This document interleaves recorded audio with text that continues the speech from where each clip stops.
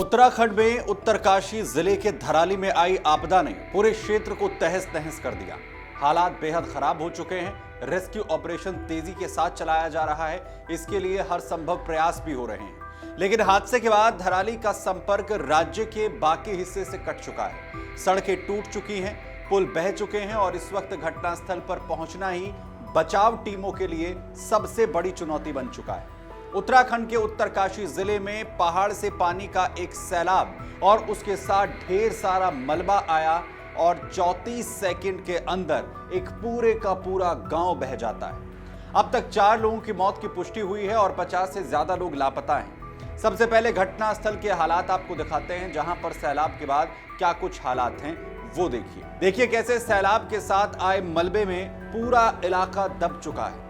Rescue team और सेना के जवान भी आपको तस्वीरों में नजर आ रहे होंगे, जो लगातार वहां लोगों की तलाश में जुटे हुए हैं। कुछ लोग जैसे ही सैलाब यहां पर आया, उन्हें संभलने का मौका यहां पर नहीं मिला और पानी के साथ आए मलबे में ये सभी लोग दब गए। आपको एक घर भी जो नदी के किनारे पर था, वो कैसे गाद में पूरी तरह से समा चुका है, दब चुका है, उसकी भी तस्वीर आप देख रहे हैं।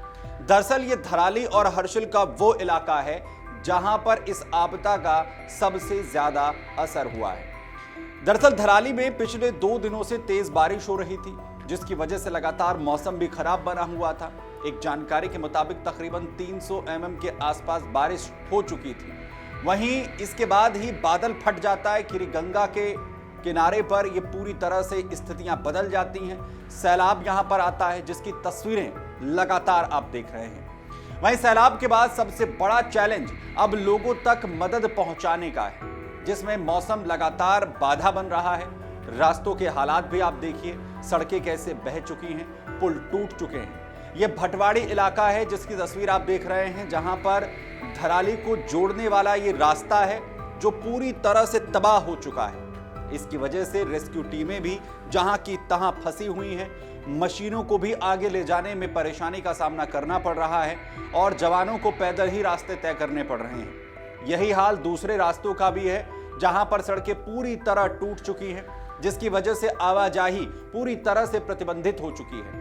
हालांकि प्रशासन सड़कों को फिर से खोलने के लिए हर संभव प्रयास है वो यहां पर कर रहा है, जिससे लोगों तक मदद पहुंचाई जा सके।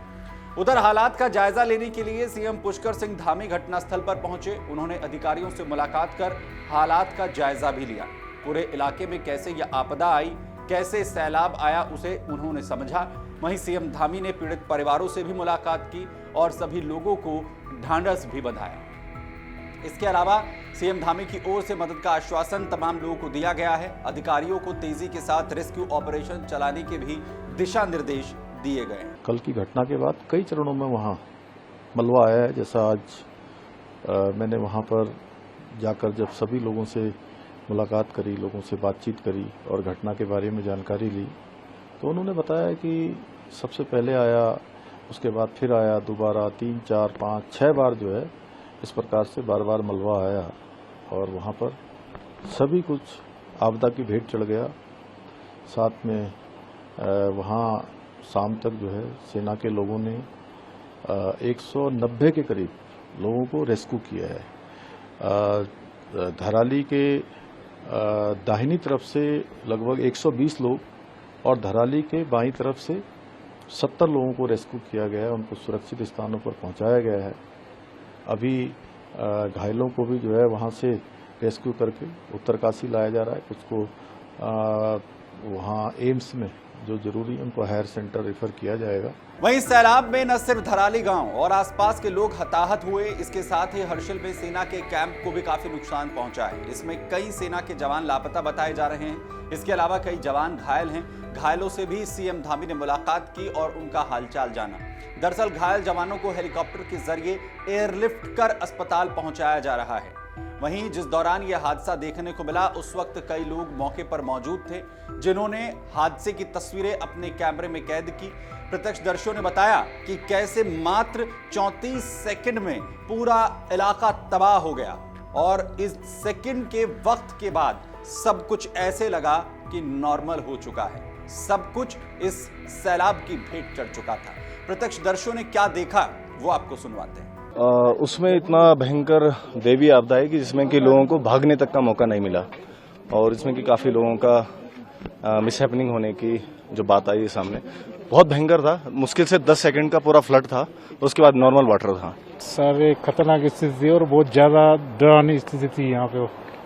ये करवन आया 1:30 पे आया ये, हम इधर से पासे में, फिर देखा हमने कई आदमी उड़ के जा रहे थे नीचे, कई मकान बह गए, इधर हट थे, सारे पेड़ थे, सारे खत्म हो गए। लेकिन प्रकृति ने जिस तरीके से अपना रौद्र रूप दिखाया है, उसने सभी को सोचने के लिए अब ये मजबूर कर दिया है कि प्रकृति के साथ छेड़छाड़ का ये नतीजा आखिर कितना भयावह हो सकता है।